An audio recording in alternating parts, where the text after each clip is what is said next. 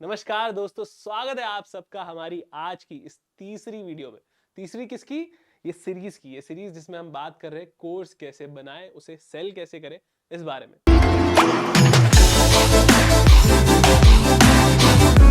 तो पहली वीडियो में हमने बात करी थी कि कोर्स क्यों बनाना चाहिए। हमने डिस्कस किया कि कोर्स बना के लोग पैसे कितना कमा रहे हैं या फिर पूरी कोर्स सेलिंग इंडस्ट्री कितनी बड़ी है। उसके बाद जब आप कन्विंस हो गए तो पहला एपिसोड था हमारा कि how to plan your course. उसमें सबसे मेजर टॉपिक था कि आपके कोर्स का टॉपिक क्या होना चाहिए, आप किस बारे में कोर्स बनाएं। तो उसमें हमने दो चीजें मेजरली डिस्कस करी थी। पहली ये कि आपकी अपनी एक्सपर्टीज क्या है, आपको आता क्या है, ठीक है। और दूसरी हमने बात करी थी कि आपको तो कुछ जो कुछ आता है वो अच्छी बात है, लेकिन ऑडियंस को वो चाहिए कि नहीं चाहिए।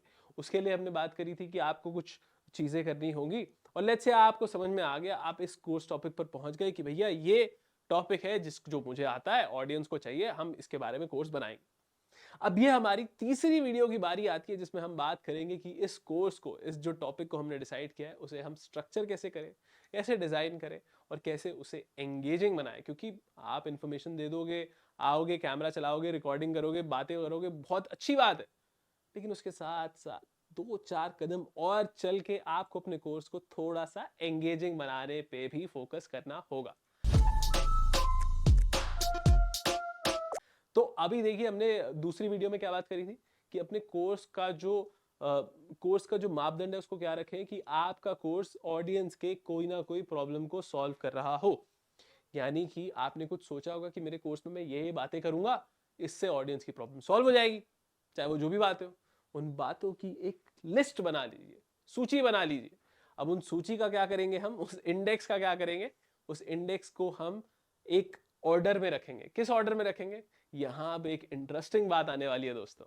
तो ठीक है दोस्तों, जैसे ही आपने अपने कोर्स के टॉपिक्स की लिस्ट बना ली, उसके बाद उन्हें आप ऑर्डर में कैसे लगाओगे। क्या कुछ भी लगा सकते हो, वैसे आप आसान से मुश्किल भी लगा सकते हो, किसी भी ऑर्डर में जिसमें आपको लगता है कि यार आपको लगता है स्टूडेंट्स को जिस तरह से समझना चाहिए, आप लगा सकते हो। बट आपकी सहूलियत के लिए मैं यहाँ पे आपको एक छोटी सी टेक्निक बता देता हूँ जिसका नाम है ब्लूम्स टैक्सोनॉमी। उसके हिसाब से आप अपने कोर्स के टॉपिक्स को लिस्ट डाउन कर सकते हो। देखिए, मैं बताता हूँ किस ऑर्डर में ये टेक्निक हमें लिस्ट डाउन करने को कहती है। इंडेक्स को मैं बता देता हूँ आपको। सबसे पहले कहती है रिमेंबर, वो वाले टॉपिक्स जिनको याद रखना ही जरूरी है। याद रखना मतलब कि कुछ टर्मिनोलॉजीज होती है ना जो सब्जेक्ट से रिलेटेड ही होती है, जिनको रटना थोड़ा ज्यादा जरूरी होता है। मतलब रटने का मेरा मतलब है कि जिनको मेमोराइज करना बहुत जरूरी होता है। तो वो टॉपिक्स आप शुरू में पढ़ा दीजिए। अब जैसे मैथ्स जब हम पढ़ते हैं तो मैथ्स में शुरू में टर्मिनोलॉजीज पढ़ा दी जाती है ना, कि राइट एंगल किसे कहते हैं, ये वाला किसे कहते हैं, ये एंगल किसे कहते हैं। वो सारे एंगल्स पढ़ने के बाद अगला है अंडरस्टैंड। अंडरस्टैंड का क्या मतलब है, आपने पहले वो टॉपिक्स पढ़ लिए जिनको रिमेंबर करना, मेमोराइज करना जरूरी है। अब हम उस पे आए जिनको समझना जरूरी है। तीसरा, अप्लाई करना। अब जैसे हमने देखिए, हमने सबसे पहले मैथ्स में क्या किया, हमने रिमेंबर वाला काम कर लिया, टर्म्स पढ़ ली, याद कर ली, फिर उसके बाद हमने उन्हें समझ लिया। अब अब वो प्रैक्टिकल एप्लीकेशन वाले क्वेश्चन नहीं आते मैथ्स में कि Ram had 4 watermelon, 1 melon lost, 1 melon found, how many melons he has now. तो ये एप्लीकेशन वाले क्वेश्चन होते हैं। तो बेसिकली एप्लीकेशन वाला जो सब्जेक्ट है, जो चैप्टर्स हैं, वो आप तीसरे नंबर पे रखिए। उसके बाद आते हैं एनालाइज और इवैल्यूएट पे। तो अंडरस्टैंड करने के बाद, अप्लाई करने के बाद, आपको एनालाइज, कि आपने जो भी पढ़ा, जो भी आपका एनालिसिस निकला, उसको एनालिसिस को समझे और उसे इवैल्यूएट करें। वो वाले टॉपिक्स आप रखें इसमें। उसके बाद सबसे नीचे क्रिएट, कि आप देखिए ये सबसे इंपॉर्टेंट है। आपने अपने कोर्स को एक ऑब्जेक्टिव के साथ रखा था, क्योंकि आपकी ऑडियंस आपसे कोर्स लेके उसका आगे कुछ करने वाली है, उसका एग्जाम देने वाली है, या फिर उसको अपना खुद का यूट्यूब चैनल खोलने वाली है, या फिर अपने ऑफिस में एक्सेल अगर आप सिखा रहे हो तो एक्सेल यूज करने वाली है। तो वो ऑफिस में, रियल लाइफ में अपने जो उनका पर्पस है उसे कैसे उस पर अप्लाई इम्प्लाई करे, वो आप सबसे एंड में समझाइए। और इतना ही नहीं, आप कोर्स पे वीडियो तो बनाओगे, तो वीडियो बनाने के बाद क्या बात खत्म हो जाती है? नहीं, आप अपने कोर्स को और इंटरैक्टिव बनाइए। कैसे बनाएंगे? अब देखिए, दो चीजें, एक तो आप भी ऑडियंस के साथ इंटरैक्ट करोगे ही, लेकिन कुछ ऐसी एक्टिविटीज कराइए, कुछ ऐसे डिस्कशंस कराइए जिससे ऑडियंस आपस में भी इंटरैक्ट करे और उनका खुद मन करे आपको जवाब देने का। जैसे कि आप छोटे मोटे सवाल पूछ लीजिए, जो आप, ऐसा हो सकता है आप थोड़ी सी चालाकी कर सकते हैं, ऑडियंस से आसान सवाल पूछिए शुरुआत में, ताकि ऑडियंस का थोड़ा जज्बा, उत्साह उनमें बढ़े। आप सीधे ही आप मुश्किल सवाल पूछ लोगे तो वो शुरू में ही थोड़े घबरा जाएंगे। तो आप थोड़े से आसान सवालों से शुरू करिए और मुश्किल सवालों पे जाइए। बस एक बार उनके अंदर जोश जज्बा आ गया ना कि यार हमें कीबोर्ड पे एंटर करके सर को वापस रिप्लाई करना है, तो जितना आपका कोर्स इंटरैक्टिव होगा, जितने स्टूडेंट आपसे एंगेज करेंगे, उतना ही स्टूडेंट सीखेंगे भी और उतना ही आपका कोर्स सक्सेसफुल हो जाएगा। बस जो कि हमारा पर्पस भी है। देखिए, आपने अपने स्टूडेंट्स के साथ एंगेजिंग कंटेंट बनाया, उनसे सवाल जवाब किए, उनके डिस्कशंस कराए, आपने भी उनके साथ डिस्कशन किए और जो भी हो सकता था आपने बढ़िया तरीके से अपना कंटेंट डिलीवर किया। लेकिन उसके अलावा क्या? देखिए, उसके अलावा कुछ चीज़ों का आपको ध्यान रखना ही पड़ेगा। जैसे कि मैं पहला बता रहा हूँ, रीडिंग एंड रिसोर्सेज। आपने तो पढ़ा दिया उन्हें, लेकिन क्या सिर्फ क्लास में पढ़ा उनके लिए बहुत है? आप उनकी, देखिए हमारा जो भी आज के ज़माने में क्या है कि लोगों के पास टाइम नहीं होता है, ठीक है? तो आप जितनी सहूलियत अपनी ऑडियंस, अपनी कस्टमर्स को दे सकते हैं, उतना दे दीजिए।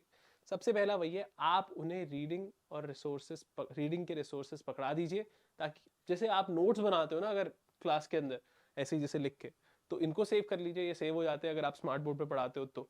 लेकिन अगर आप नहीं पढ़ाते हो स्मार्ट बोर्ड पे, तो आप खुद भी उन्हें नोट्स दे सकते हो, रीडिंग मटेरियल दे सकते हो, तो इसके बारे में ज़रूर ध्यान रखिएगा।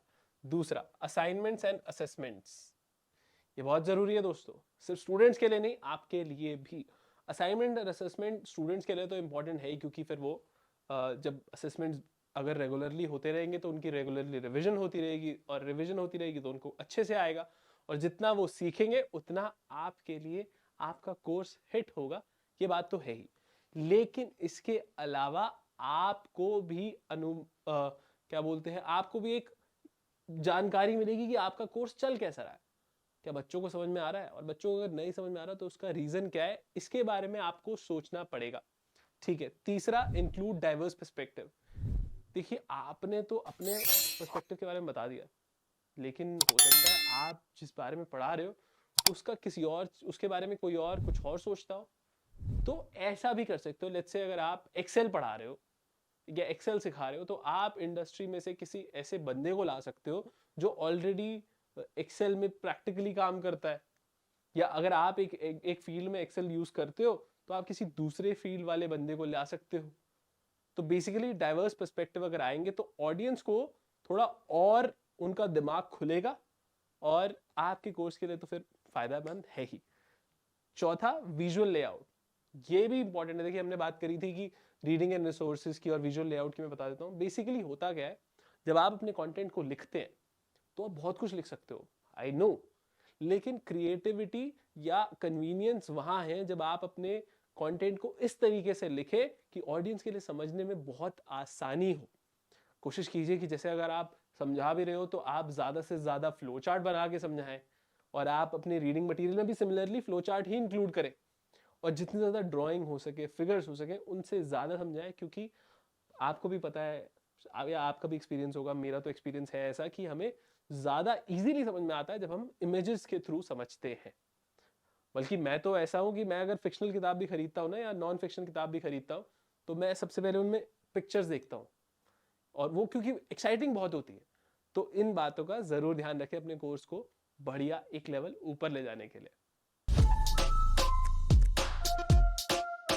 देखिए दोस्तों, अभी तक अपने कोर्स के टॉपिक्स लिखे, एक ऑर्डर में उनका इंडेक्स बनाया, अपने कोर्स में और चीज़ें डाली, जैसे कि reading material, diversified opinion, visual layout की हमने बात करी। लेकिन उसके अलावा क्या, अपने कोर्स को और एंगेजिंग कैसे बनाए, क्योंकि एंगेजिंग एंगेजिंग बनाना बहुत ज़रूरी है अपने कोर्स को। जितना ज़्यादा आपका कोर्स एंगेजिंग होगा, उतना ज़्यादा स्टूडेंट सीखेंगे, उतना ज़्यादा स्टूडेंट सीखेंगे, उससे ज़्यादा अच्छा आपका कोर्स चलेगा। इट्स अ साइकिल, समझ गए? तो सबसे पहले हम क्या करेंगे अपने कोर्स को एंगेजिंग बनाने के लिए, ये देखिए, mix up the content format and variety. अभी तक आप क्या कर रहे हो, अगर आप सिर्फ क्लास में सामने आते हो और ऑडियंस से बात कर लेते हो, ये एक फॉर्मेट हो गया।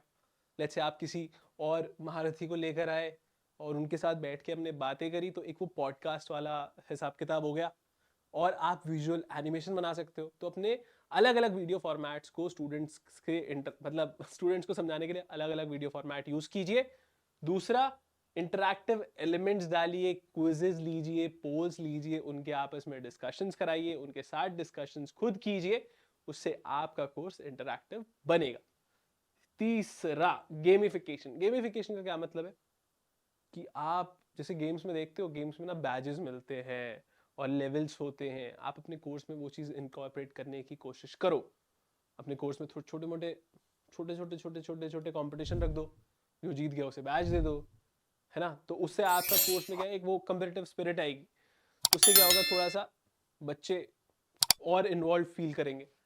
ठीक है। प्रॉब्लम सॉल्विंग, आप उसके अंदर जो प्रॉब्लम सॉल्विंग का क्या मतलब है कि आप उनके पास उनको क्वेश्चंस दो जो कि प्रॉब्लम सॉल्विंग उनकी बढ़ाएं आपके कोर्स से रिलेटेड। ठीक है। उससे वही अगेन, जितना एंगेज, जितना आपका कोर्स बढ़िया, उतना आपका कोर्स दोबारा से चलेगा। ठीक है। फ्रीक्वेंट फीडबैक, ये बहुत जरूरी है आपके लिए भी, स्टूडेंट के लिए भी, क्योंकि जैसे जैसे आप स्टूडेंट से फीडबैक लेते रहोगे, आपको समझ में आएगा कि स्टूडेंट क्या सोच रहा है आपके कोर्स के बारे में। उससे अगली बात, पीयर इंटरैक्शन। पीयर इंटरैक्शन का क्या मतलब है कि आप ग्रुप एक्टिविटीज कराइए। ग्रुप एक्टिविटीज मतलब उनके आपस में अगर आप एक्टिविटीज कराओगे, अगेन जितना एंगेज वो फील करेगा, जितना इन्वॉल्व वो होगा, उतना आपका कोर्स अच्छा होगा, उतना आप जितना वो सीखेंगे साइक्लिकल है। ठीक है। Regular check in and assessment, आप उनकी रेगुलर असेसमेंट लेते रहिए कि वो कितना सीख रहे हैं इस बारे में। ठीक है। उसके बाद आते हैं डायनामिक प्रेजेंटेशन पे, जब हमने बात करी थी पहले में भी, पहले मिक्सअप कंटेंट फॉर्मेट में भी, कि आप जिस तरीके से प्रेजेंट कर रहे हो बच्चों को, उसको ज्यादा से ज्यादा इनोवेटिव, ज्यादा से ज्यादा एंटरटेनिंग बनाने की कोशिश करिए। रिफ्लेक्ट एंड अप्लाई, अभी हमने बात करी थी फीडबैक की। ठीक है। आप खुद अपने कोर्स को देखिए कि आपका कोर्स कैसा जा रहा है, उसमें अगर आपको लगता है कि कुछ चेंजेस होने चाहिए तो उनको अप्लाई कीजिए। अडेप्ट एंड इटरेट, वही बात है कि जैसे आपने बच्चों से फीडबैक लिया, तो आपने बच्चों से फीडबैक लेके कुछ समझा होगा, उस हिसाब से आप चेंजेस करिए और उसे अप्लाई करिए। सेम बात है। ठीक है दोस्तों, तो ये था हमारा आज का वीडियो दोस्तों, जिसमें हमने सीखा कि कैसे आप अपने कंटेंट को डिजाइन करें, स्ट्रक्चर करें, उसे कैसे एंगेजिंग बनाएं। हमारी वीडियो को लाइक कीजिएगा, शेयर कीजिएगा, कमेंट करके बताइए अगर हमने कुछ मिस कर दिया हो तो। एंड अगली वीडियो में हम सीखेंगे कि कैसे आप अपने कोर्स को बनाएं, मतलब जो प्रोडक्शन वाला पार्ट है अगली वीडियो में डिस्कस होगा। तब तक के लिए मैं आपसे विदा लेता हूं, बाकी सब फर्स्ट क्लास है।